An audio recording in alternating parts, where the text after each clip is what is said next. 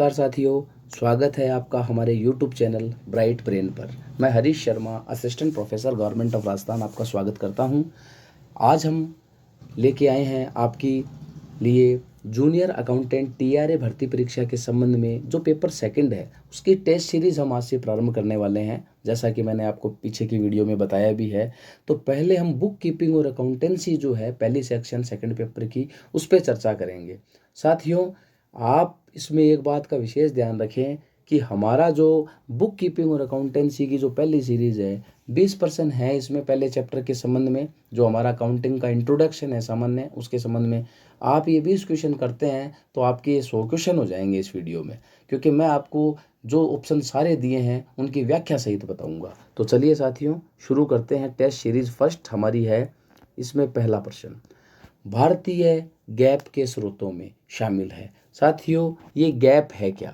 देखिए, मैं ये फिर आपको क्लियर कर देता हूँ कि हमारा जो ये गैप है, गैप का मतलब है GAAP, gap, generally accepted accounting principle, सामान्य स्वीकृत लेखांकन सिद्धांत। होते क्या हैं ये होते हैं ऐसे लेखांकन में कुछ नियम, पद्धतियां, परंपराएं जो कि विभिन्न लेखाकारों द्वारा अच्छी लेखा विधि के सिद्धांत के रूप में सभी के द्वारा समान रूप से स्वीकार की गई है।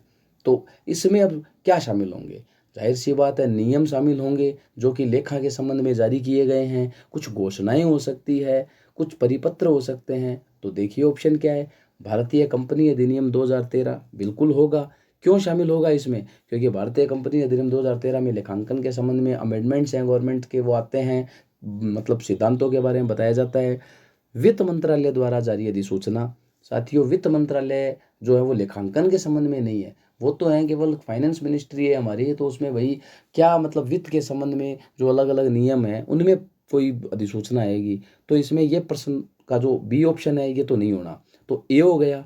सी लेखा मानक, बिल्कुल हमारे जो अकाउंटिंग स्टैंडर्ड हैं उनमें भी ये चीज़ें हैं कि भाई गाप के स्रोत जो हैं जनरली एक्सेप्टेड अकाउंटिंग प्रिंसिपल है वो यहाँ से लिए गए हैं।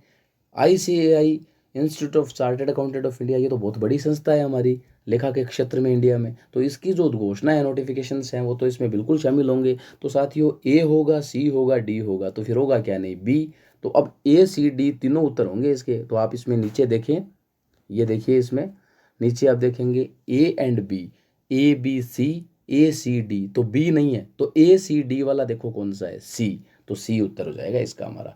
हाँ साथियों, एक चीज़ मैं आपको और इसमें क्लियर कर दूं, बोर्ड ऐसे क्वेश्चन देगा उलझाने वाले। सीधे ऑप्शन आपको हो सकता है कि कुछ प्रश्नों में मिल जाए लेकिन सभी में नहीं मिलेंगे, तो आप ये प्रश्न बिल्कुल इसके लिए आप तैयार होके जाना। दूसरा प्रश्न जो हमारा है वो है लेखांकन मानक बोर्ड की स्थापना कब हुई? तो लेखा मानक बोर्ड या लेखांकन मानक बोर्ड जो हमारा है उसकी स्थापना 21 अप्रैल 1977 को हुई थी। तो ये ध्यान रखना है आपको, इसमें बी है, क्योंकि ये तो डेटा का प्रश्न है तो कोई इसमें डिस्क्रिप्शन तो कुछ होगा ही नहीं। तो 21 अप्रैल 1977 बी हो जाएगा इसका। तीसरा है लेखांकन प्रक्रिया में किस किस को शामिल किया जाता है? तो हमारी जो अकाउंटिंग प्रोसेस है उसमें मैंने आपको पहले वीडियो के माध्यम से बताया भी है। पहले तो क्या आता है? पहचान, फिर अभिलेखन, फिर वर्गीकरण, फिर सारांश, फिर निर्वचन, फिर कम्युनिकेशन, सूचना का संवहन। अगर ये क्रम पूछ लेता है इसका कि लेखांकन प्रक्रिया का सही क्रम है, तो उस क्रम में आपको चार ऑप्शन जो भी देता तो हमारा क्रम सही क्या होता? पहले पहचान, फिर अभिलेखन, फिर वर्गीकरण, फिर सारांश, फिर निर्वचन और फिर संवहन, सूचना का संवहन। तो लेकिन इसमें एक बात ध्यान रखना आप, कई बार आपको पहचान नहीं दी जाती है, आपको सीधा शुरू किया जाता है अभिलेखन से, तो फिर वहाँ हमें उसी से शुरू करना है। तो इस प्रश्न में तो बोल रहा है कि लेखांकन प्रक्रिया में शामिल क्या क्या है, तो अभिलेखन होता है, वर्गीकरण भी होता है, सारांश, निर्वचन सब है, उपरोक्त सभी हो जाएगा, डी उत्तर हो जाएगा हमारा इसमें। उसके बाद हम बात करें चौथे प्रश्न की, पुस्त पालन का मुख्य उद्देश्य क्या है? पहले हमें अर्थ पता होना चाहिए पुस्त पालन का। पुस्त पालन क्या है?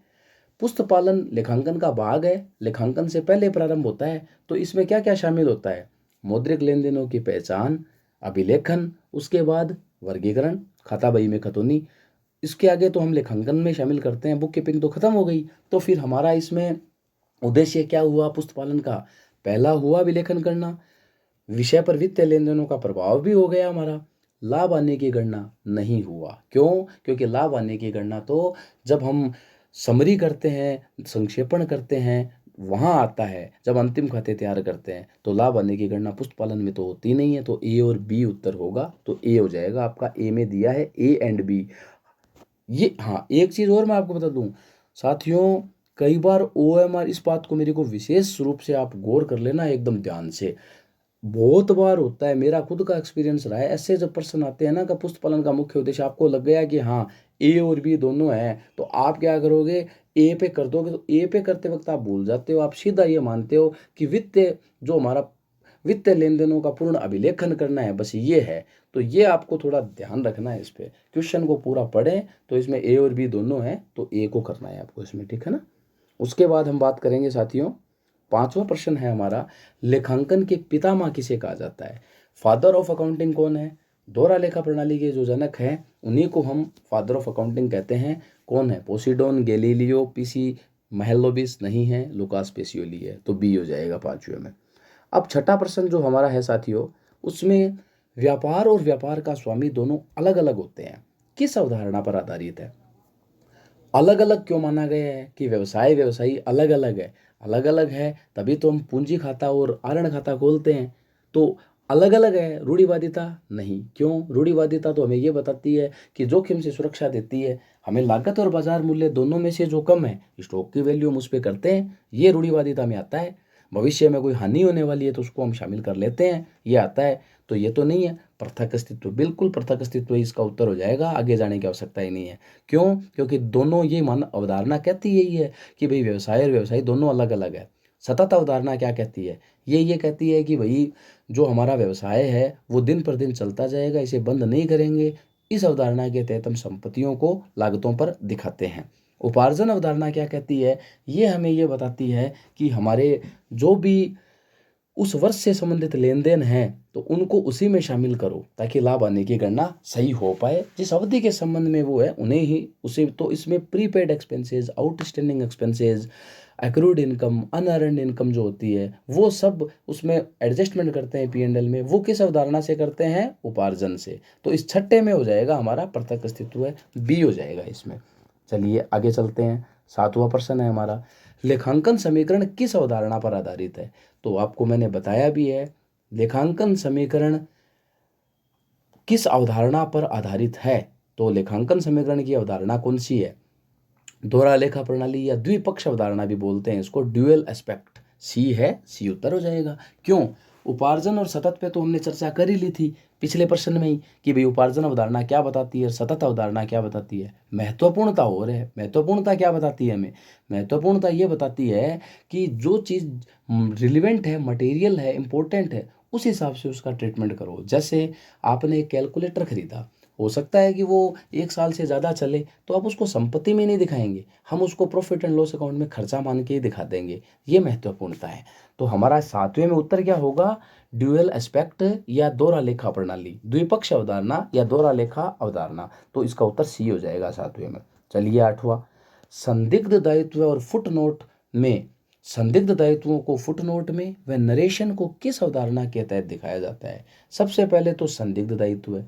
संदिग्ध दायित्व वो होते हैं जो हम जिस दिन हमारा बैलेंस शीट बना रहे हैं, अंतिम खाते बना रहे हैं, उस दिन उनके होने की संभावना होती है कि वो हो भी सकते हैं और नहीं भी हो सकते। संभावना जरूरी है घटना के घटने की, तो वो उनको फुट नोट में दिखाया जाता है, चिट्ठे के नीचे। नरेशन क्या है, जब हम जनरल एंट्रियां पास करते हैं बुक्स में, तो वहाँ हम उसके नीचे लिखते हैं कि हाँ भाई, एक उसका समरी लिखते हैं। जैसे राम को माल बेचा तो हमने एंट्री कर दी, उधार माल बेचा है तो हमने एंट्री कर दी Ram account debit to sales, तो उसके नीचे नरेशन लिखते हैं हम एंट्री में कि गुड सोल्ड टू राम। तो उससे वो क्लियर हो गया कि हाँ भाई ये इस चीज़ की एंट्री है। तो वो क्या है, वो है प्रकटीकरण। हम पूरा ये बता रहे हैं कि जो हमारे सूचनाओं के उपयोगकर्ता हैं उनको पता रहे, पूरा डिस्क्लोज रहे कि हाँ जो हम लेखे तैयार कर रहे हैं उनका पूरा प्रकटीकरण हो। तो ये प्रकटीकरण की अवधारणा है, बी हो जाएगा। महत्वपूर्णता नहीं होगा, निरंतरता, महत्वपूर्णता मैंने आपको बता दी।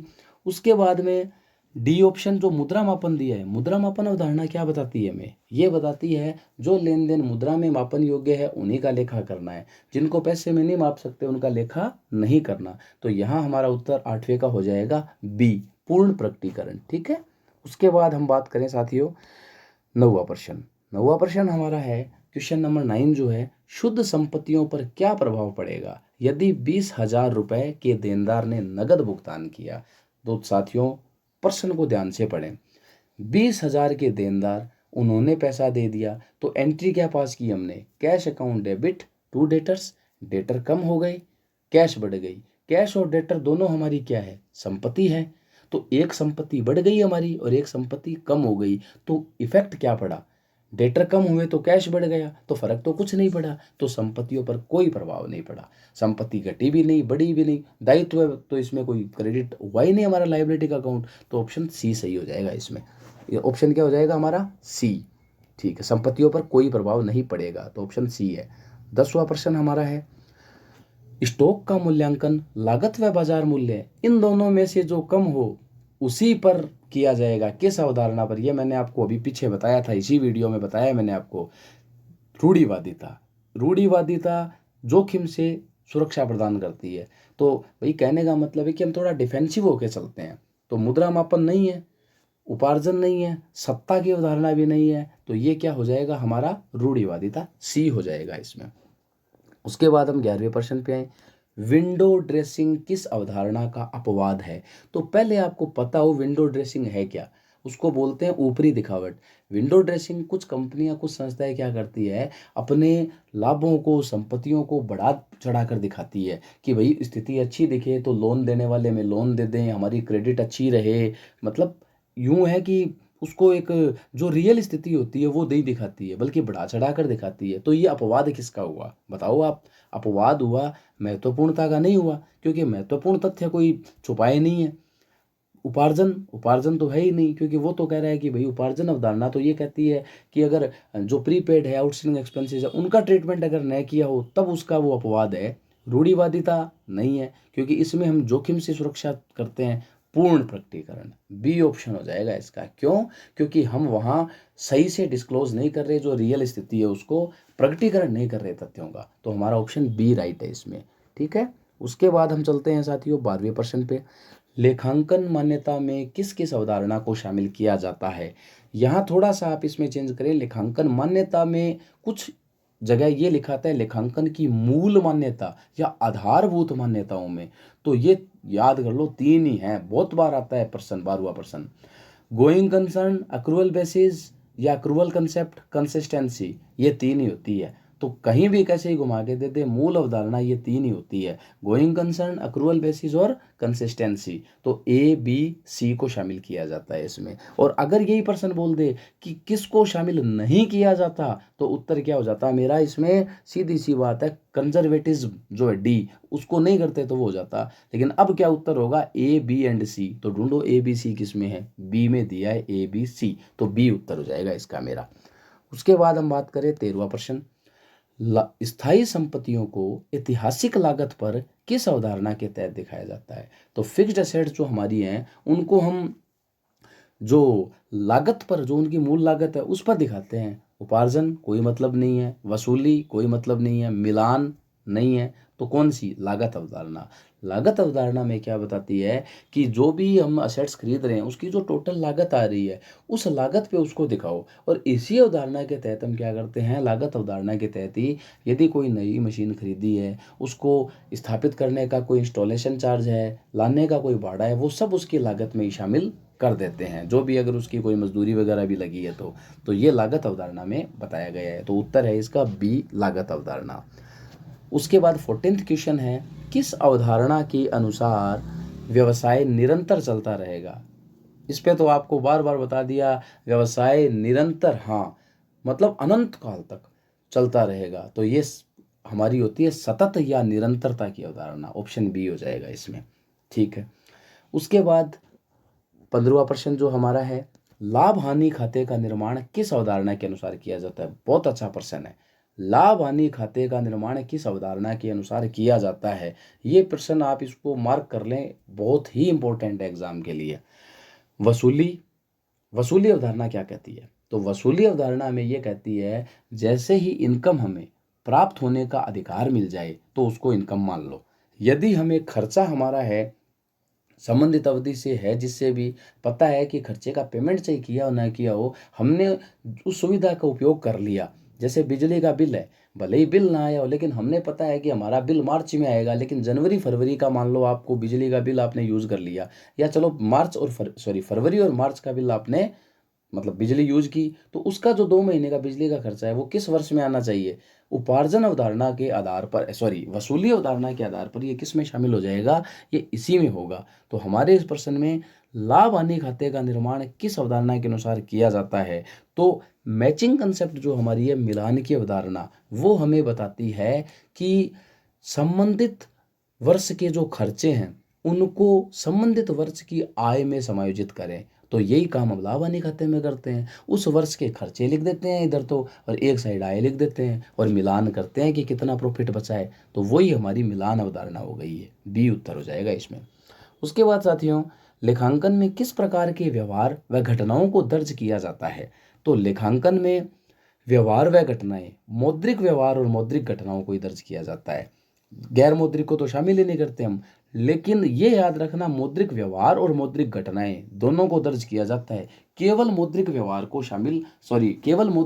को नहीं किया जाता है दर्ज, मौद्रिक व्यवहार और घटना दोनों को। तो उत्तर बी हो जाएगा। अब आप सोच रहे होंगे कि सर मौद्रिक व्यवहार और मौद्रिक घटना क्या है? बताते हैं आपको। मौद्रिक व्यवहार का मतलब है आपने कोई लेन देन किया। मान लीजिए राम को आपने माल उधार बेचा, या फिर आपने कोई मान लीजिए किराया चुकाया, तो मौद्रिक व्यवहार। घटना क्या है? आपने लेन देन नहीं किया, कोई घटना घटी जिससे आपको या तो फायदा हुआ या नुकसान हुआ। जैसे मान लीजिए आपके गोदाम में आग लग गई, घटना है, या आपने लेन देन थोड़ी किया था। आग लग गई, आग लगने से आपका स्टॉक जल गया, नुकसान हो गया, तो ये क्या हो गया? मौद्रिक घटना हो गई। तो दोनों को शामिल करेंगे, दोनों का लेखा करते हैं अपन। बी उत्तर हो जाएगा। उसके बाद हमारा साथियों 17वां प्रश्न है 70th। किस अवधारणा के तहत अंतिम खाते एक निश्चित अवधि के लिए तैयार किए जाते हैं?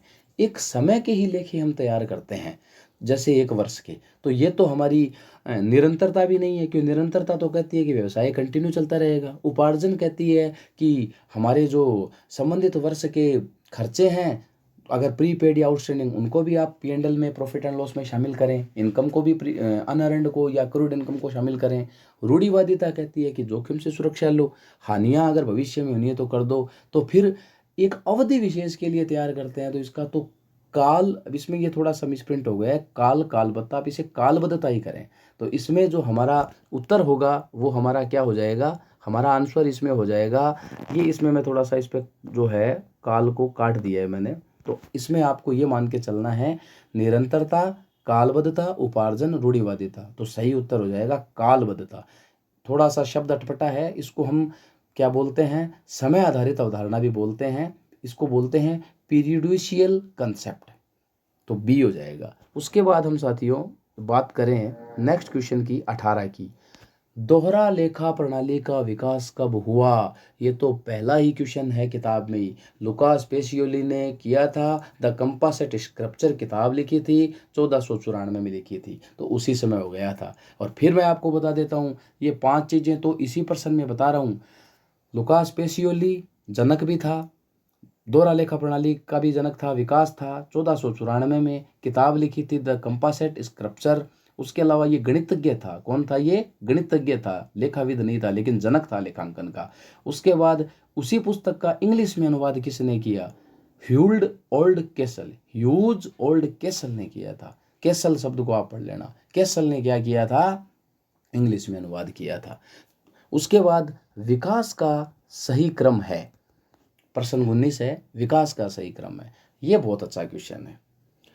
ये कह रहा है कि लेखांकन के संबंध में जो चीज़ें हैं प्रतिपादित हुए हैं कुछ, तो उनमें विकास कैसे कैसे किनका हुआ है?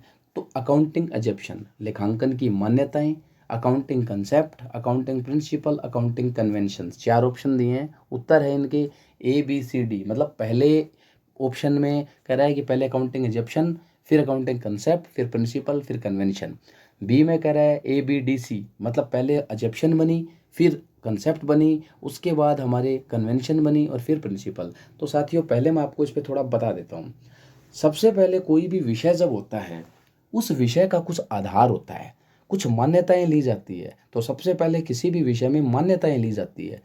उसके बाद में उस विषय में वो विषय संपूर्ण किसी चीज़ पर आधारित होता है जिसको सामान्यतः सभी स्वीकार करते हैं, तो वो कंसेप्ट होती है हमारी। कंसेप्ट और एजप्शन, मान्यताएं और जो हमारी अवधारणाएं हैं, वो मिलकर सिद्धांत बनाती है। जब उनको जांच परख के प्रमाणित करके सामान्यतः स्वीकार्यता मिल जाती है, सभी लोग उन्हें स्वीकार कर लेते हैं, तो वो हमारे सिद्धांत बन जाते हैं। परंपराएं क्या होती है? परंपराएं हैं जब कोई विषय हो गया, उस पे हमने कंसेप्ट, अजप्शन, सिद्धांत बन गए, उस विषय में काम हो रहा है, उस विषय का उपयोग हो रहा है। कुछ परंपराएं, कुछ जो चीज़ हमारा एक रूल रेगुलेशन है उससे हटके भी उस चीज़ को थोड़ा सा और सही करने के लिए, सुविधा के लिए कुछ परंपराएं बना दी जाती है और वो लंबे समय से चली आती है, तो फिर उनको अडॉप्ट कर लिया जाता है। तो परंपराएं सबसे लास्ट में आती है। तो इसका क्रम होगा ABCD। ABCD है ए ऑप्शन में हमारा, तो ए ऑप्शन हो जाएगा इसका। लास्ट पर्सन हमारा आज का है 20वां। मानवीय संसाधनों को किस अवधारणा के तहत दर्ज नहीं किया जाता? तो मैंने आपको बताया था, मौद्रिक लेन देनों का ही लेखा किया जाता है। मनुष्य जो है, मानव संसाधन, वो उसका कोई कीमत नहीं है कि काम कर रहा है। लेन देन अगर कोई हुआ है उसी का करते हैं, तो ये मुद्रा मापन अवधारणा हो जाएगी। तो उत्तर हमारा हो जाएगा बी। तो वसूली, उपार्जन, रूढ़िवादिता पे हम चर्चा कर ही चुके हैं, बार बार नहीं करेंगे। तो ऑप्शन बी सही है, मुद्रा मापन। ये हमारे 20% है। ये इनके नीचे आंसर भी दिए हैं साथियों।